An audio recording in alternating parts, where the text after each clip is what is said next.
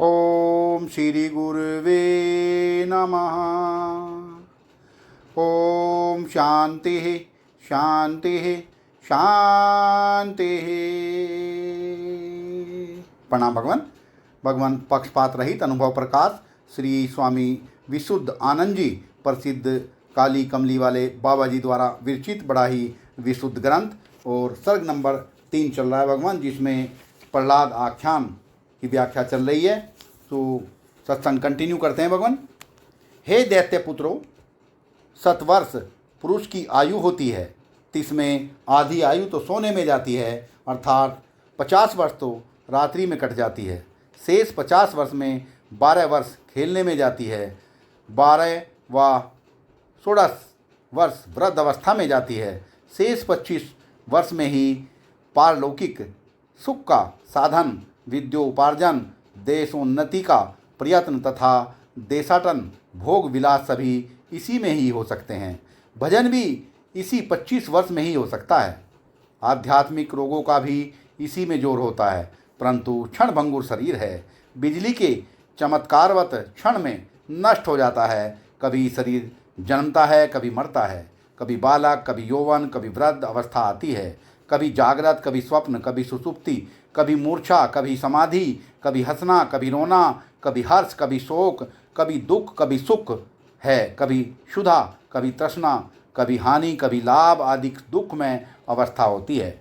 इसी प्रकार से हजारों सुख की अवस्था हैं तथा हजारों दुख की अवस्था हैं, परंतु चैतन्य शरीर रूप इस संघात की ही अवस्था है। आत्मा विष्णु की नहीं, पुनः बाल अवस्था अत्यंत जड़ रूप है। इसमें कुछ शुभ अशुभ का ज्ञान नहीं। इस अवस्था के अनेक दुख शास्त्रों में वर्णन किए गए हैं। तैसे यौवन अवस्था में अनेक काम, क्रोध, लोभ, मोह, अहंकार आदि विकार दुखदायक शास्त्रों में कथन किए गए हैं। जैसे वृद्ध अवस्था में अंग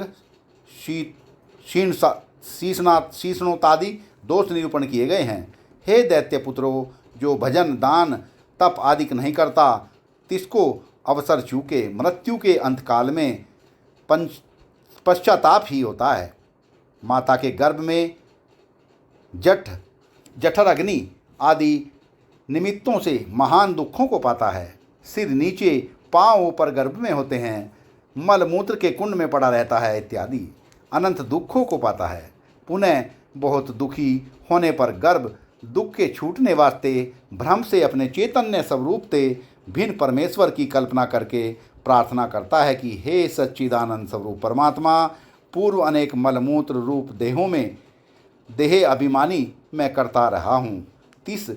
तिसी देह अभिमानी का ही फल पुनः पुनः यह मुझको गर्भवास है। जो मैं मलमूत्र रूप देह का अभिमान नहीं करता तो दुख रूप गर्भवास को नहीं प्राप्त होता। इसी से सर्व दुखों का कारण देह अभिमानी ही है, अन्य नहीं। देह अभिमानी मेहतर का भी बाप है। वाह भगवान। मेहतर अर्थात मेहतर बोला जाता है भंगी को। देह अभिमानी मेहतर का भी बाप है। इससे ही बालकों, तुमने कदाचित भी देह अभिमान नहीं करना, किंतु आप सहित सर्वनाम रूप जगत को विष्णु रूप आत्मा जानो। जो जन्म मरण बंधन से छूटो, देह अभिमान त्यागे बिना अन्य तपादि साधनों से बंधन रूप संसार बंध से नहीं छूटोगे। जो इस दुर्लभ मनुष्य शरीर में शीर्षोदर प्रायण होकर अपने मूल स्वरूप आत्मा को न जानोगे तो अनंत कुकर सूकर की दुख में योनियों को प्राप्त होंगे। मनुष्य जन्म पाना तुम्हारा निष्फल हो जाएगा।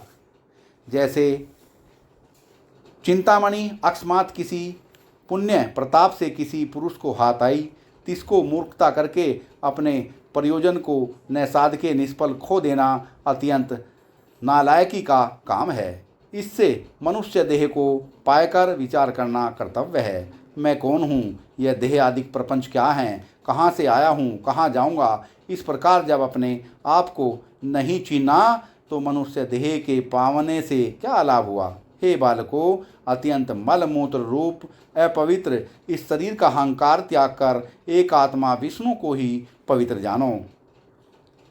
अंतर बाहर आत्मा ही है। इस आत्मा का न माता है, न पिता है, न भ्राता है, न पुत्र है, न इस आत्मा का वर्ण है, न आश्रम है, न बालक आदि अवस्था है। ये सब शरीर के धर्म हैं, आत्मा के नहीं।